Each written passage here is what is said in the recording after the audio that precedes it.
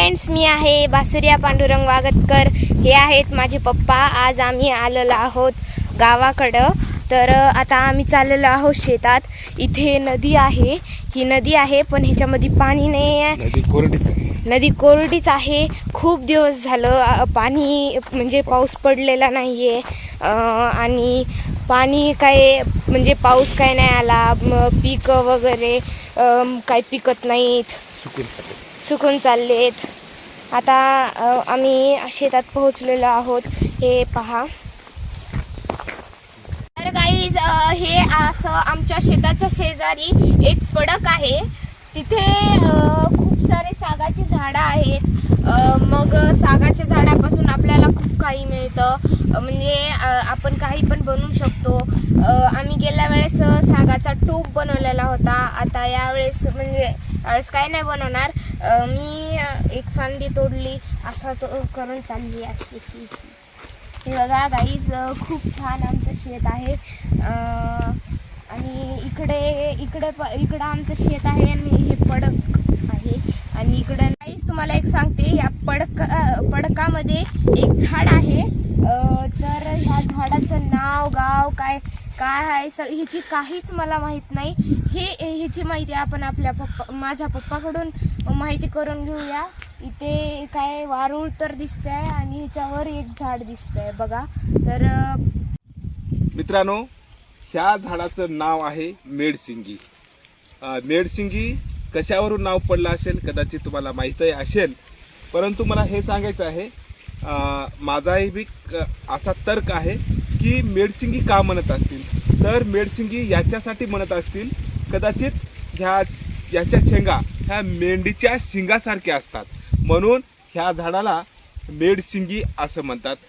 म्हणजे मेंढीच्या शिंगासारखे याच्या शेंगा असतात, त्याच्यामुळं मेडसिंगी ह्या झाडाला म्हणलं जातं. शिवाय या झाडाचे फुलं पांढऱ्या रंगाचे असतात. खूप सुंदर असे फुलं असतात आणि या फुलाचा सुगंधही खूप छान येतो. साधारणतः हे झाड जास्त उंच नसते किंवा खूप मोठं असते असं नसते. ते जास्तीत 8 ते 10 फुटापर्यंत, जास्तीत जास्त 15 फुटापेक्षा जास्त असू शकत नाही झाड. आणि हे साधारणतः पांदन रस्त्याला सुद्धा ह्या झाडं आढळून येतात. आणि ह्या झाडाचं वैशिष्ट्य असं की हे झाड एवढं कणक असते, सरासरी तुटत नाही. एवढी फांदी सुद्धा तुटत नाही. हे फार किती एवढं कडक, याच्यावर तुम्ही खूपच कडक असते, त्याच्यामुळे हे खन्नक म्हणून सुद्धा ओळखलं जाते. मेडसिंगी अशा प्रकारे आहे. उन्हाळा त्याला फुलं येतात, शेंगाही लागतात फुलानंतर. आणि ह्या दिवसात जून जुलैमध्ये हे नवीन झाड पाचवतं. तर गाईज, आपण पप्पाकडून माहिती घेतली आहे. त्या झाडाचं नाव आहे मेडसिंगी.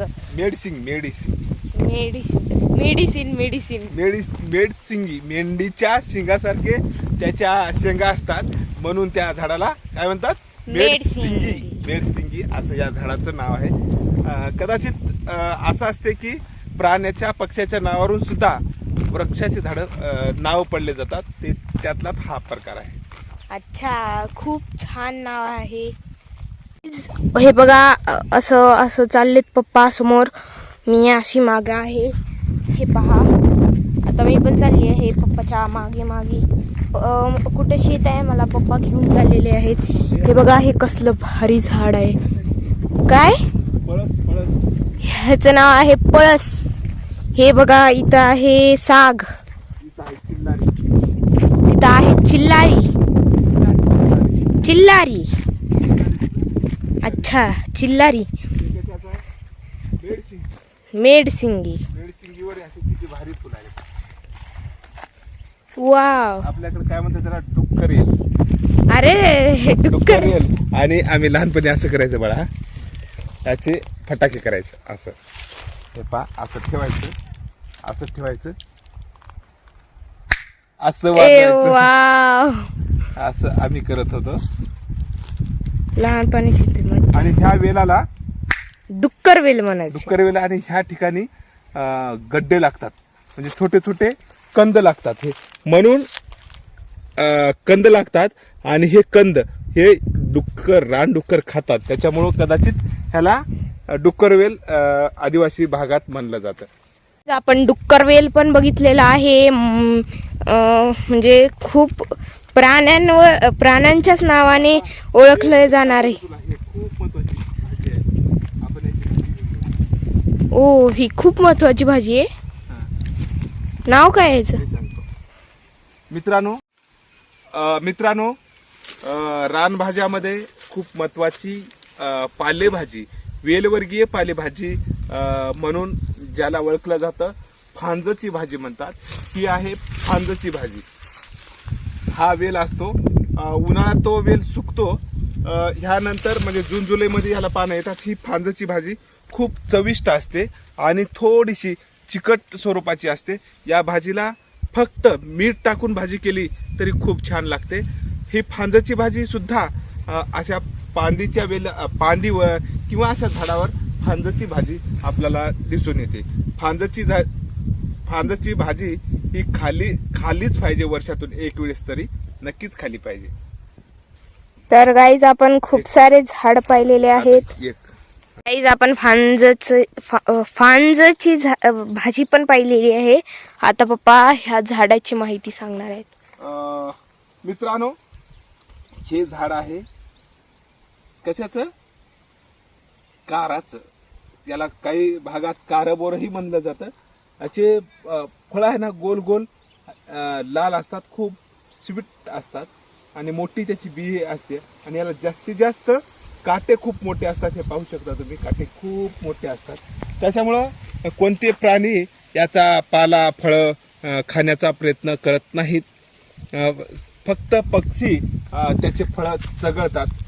त्याच्यामुळं हे कारबोर म्हणून याला ओळखलं जातं. चार म्हणत नाहीत तर काराचं झाड म्हणतात. अर्थात याचा अर्थ असा आहे की याचे काटे सुद्धा कार म्हणजे वाटीझर असतात, म्हणून त्याला काराचं झाड असंही म्हणलं जाते. हे काराचे असे बद असतात. हे काराचा बद आहे.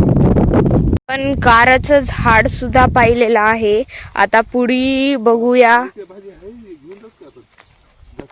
कोणती भाजी? फांजची भाजी.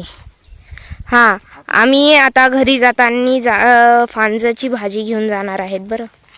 तर गाईज समोर चाललेत पप्पा आणि मी पप्पाच्या मागच आहे. तर हे मला पप्पानी ह्याच्यामध्ये शेतामध्ये घेऊन आलेले आहेत. आम्ही परभणीहून डायरेक्ट म्हणजे आम्ही आमच्या गावाकडे आलेलो आहोत.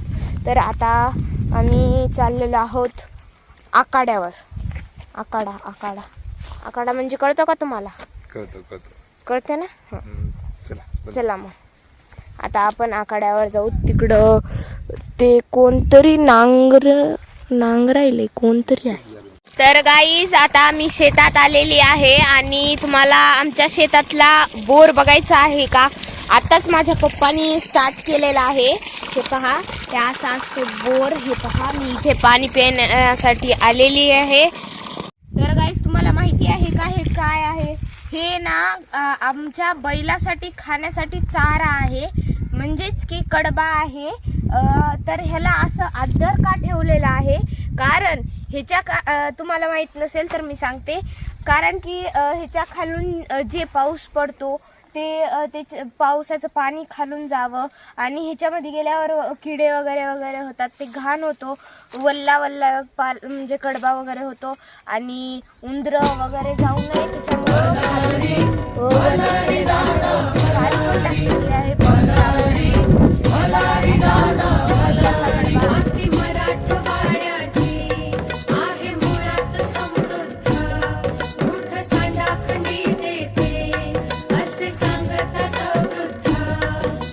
श्रीमंत